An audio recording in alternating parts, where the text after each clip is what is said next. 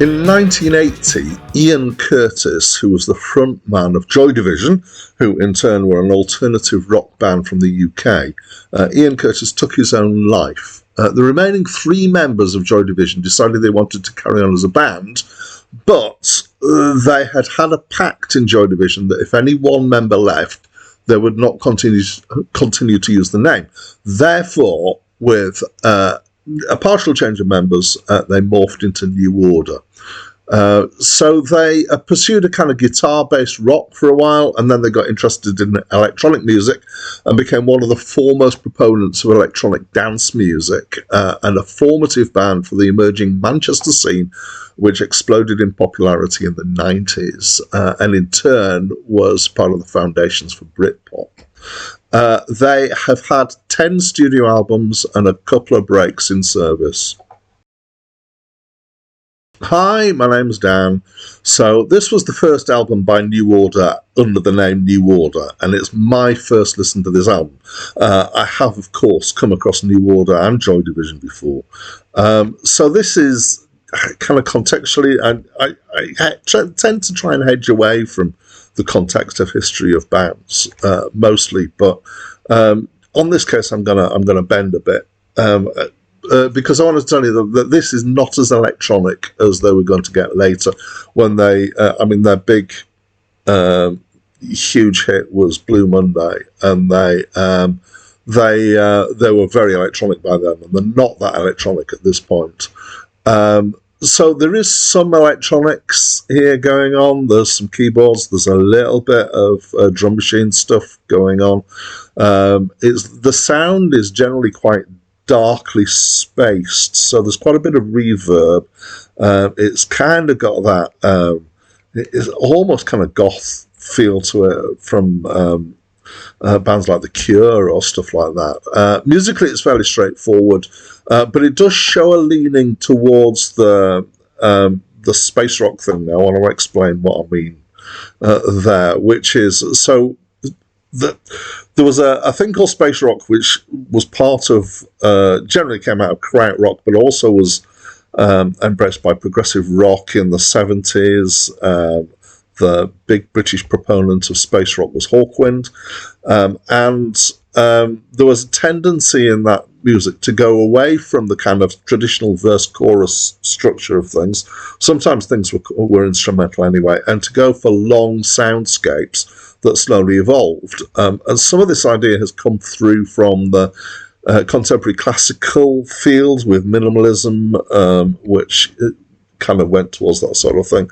And so on this album, they're not kind of full on with that sort of thing, but they are moving in that direction where they're kind of having this kind of feel that rolls on and goes on, which is, I think at this point, so we're early 80s, but by the time we get to the mid 80s, I can't remember exactly when Frankie Goes to Hollywood was, but by the time we get to there, New Order have been part of the kind of foundations for that sort of just pumping, moving along, and therefore kind of the fundamentals of electronic dance music that has been all over the place for the last however many years. Anyway, right.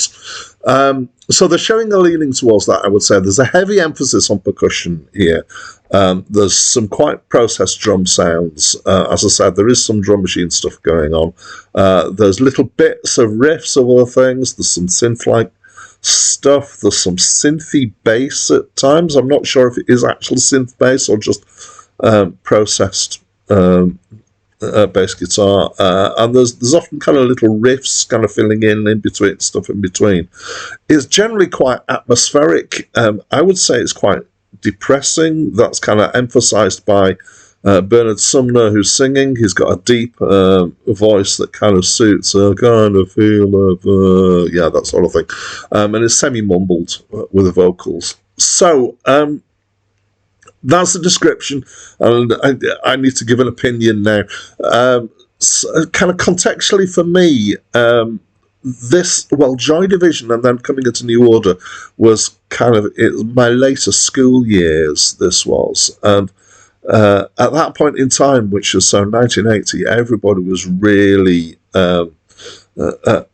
aware of what kind of scene you were into, what kind of music was your thing, and I was definitely rock at that point, and so just because there was this kind of cultural clash with people, I tended to sneer at things like Joy Division and then New Order, kind of on principle. In some ways, I've always been a little bit negative about New Order. I do kind of get that they've been foundational. I've never, with a few exceptions, some tracks that I really like, I haven't kind of thought that they were the absolute geniuses that some people paint them as being. And I still think I feel that because I can kind of hear earlier things that I did similar things that I like more.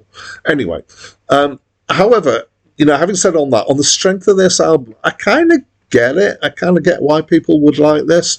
It's maybe a bit on the dark side. That's not necessarily a bad thing. So I enjoyed it somewhat. And one of the things I found interesting was that, so normally I listen to an album twice. I did that this time. Normally I try and make sure I listen in two different situations and sets of gear, and I did that this time. The first time I listened was in the car, and the second time I listened was on headphones. And I liked it more in the car than I did on the headphones. And I think that's because the thing that kind of came through more on the headphones was the kind of space and reverb, and that kind of dark reverb that's in there. Whereas I think in the car that was maybe absorbed somewhat by the kind of the road sounds and the car sounds. So so maybe my liking of it was, not entirely genuine in that sense if I'd heard it properly. But, I gave it some credit. So that's what I think. You might think this is an absolute classic. I think quite a few people didn't necessarily. Some members of the band, kind of in retrospect, said that, particularly they said that they didn't like the production on the album. And I think I can hear that. I think it's a bit overdone, really, this kind of darkness in the production. And I think it might have done better if it had been a bit more kind of, some things have popped out a bit more. Anyway, I'm trying to get to an end. Tell me what you think. I'd love to know. Talk to me through the comments box. That's it from me for now.